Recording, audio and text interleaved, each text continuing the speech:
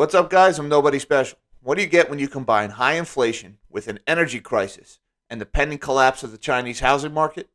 You get a base metals industry that is an absolute mess. You ready? Hit it.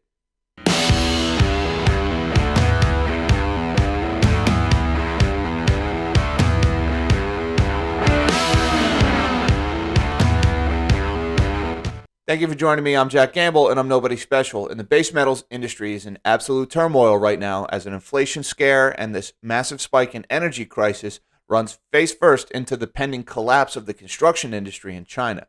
And it's causing some major trouble in the metals industry. Now, before we get too far into this, guys, I have to ask, could you please smash that big, beautiful like button, subscribe to my channel, hit that notification bell. It really helps me out, and it helps me to keep this channel growing. I would be forever in your debt.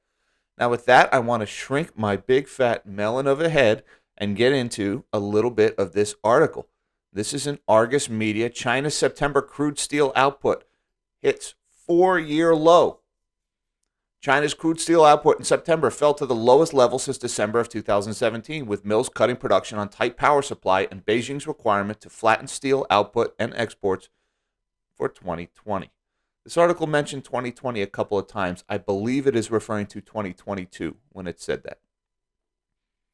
But diving a little bit further into this, crude steel output at 73.75 million tons in September fell by 11.4% from August. That's your month-over-month number, an 11.4% fall, and by 21.2% year over year, according to the National Bureau of Statistics. 21% year over year. Okay, that is a massive decline in the output of steel.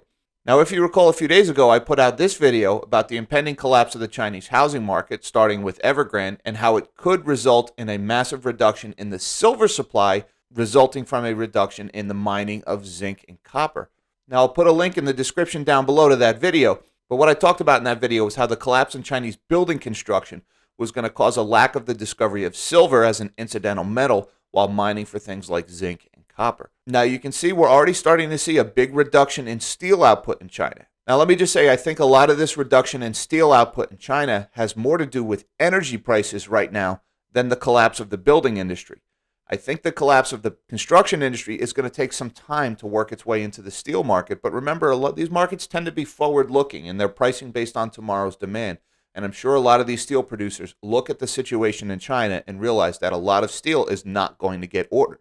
Now remember, China consumes almost half of all global steel. Okay, they produce a lot of steel, but they also consume most of the steel in the world.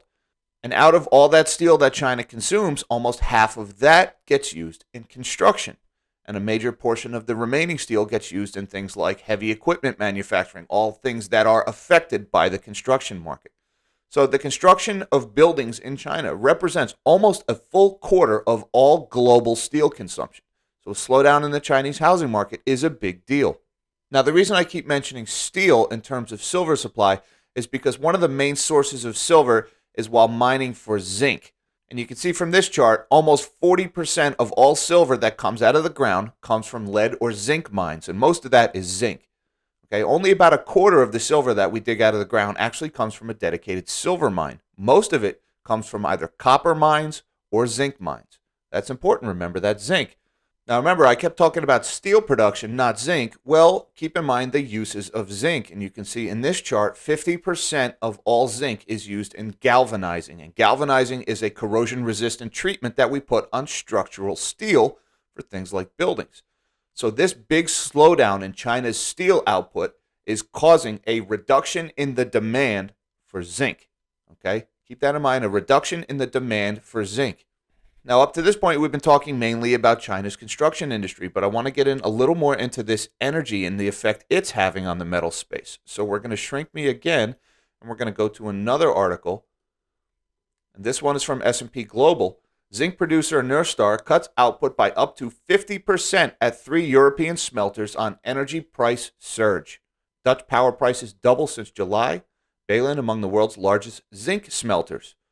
Belgium-based Nurstar, one of the world's largest producers of zinc, is to further cut production by up to 50% at its 3 European smelters from October 13th due to the surge in energy prices, the company said. Okay, metal production. The production, let me shrink me a little bit here. Metal production, the production of steel, of zinc, of aluminum, of copper is incredibly energy intensive, right? You have to generate these very high temperatures in order to melt and purify the steel. And as energy prices are increasing several X over in Europe and in China, and in China, there are outright energy shortages as they have rolling blackouts in the country, they're shutting down their most energy intensive industries first. We talked a few videos ago about how fertilizer production had been cut down. Fertilizer and generating ammonia is a very energy intensive industry.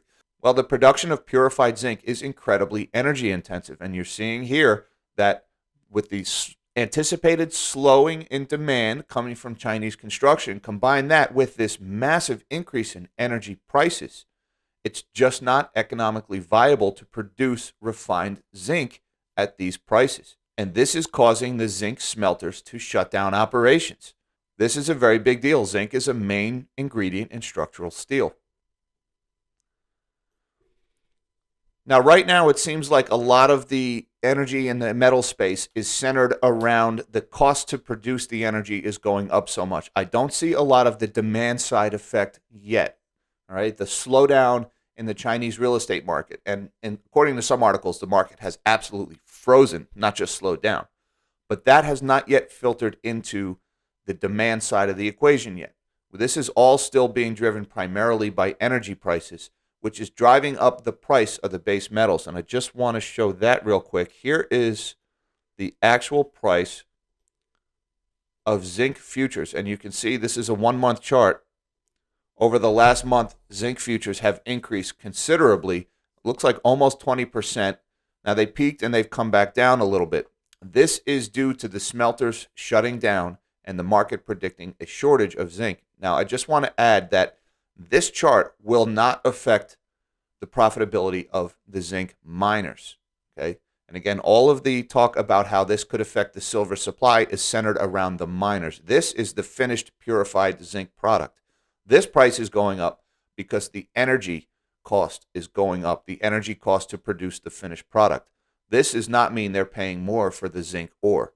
That's important.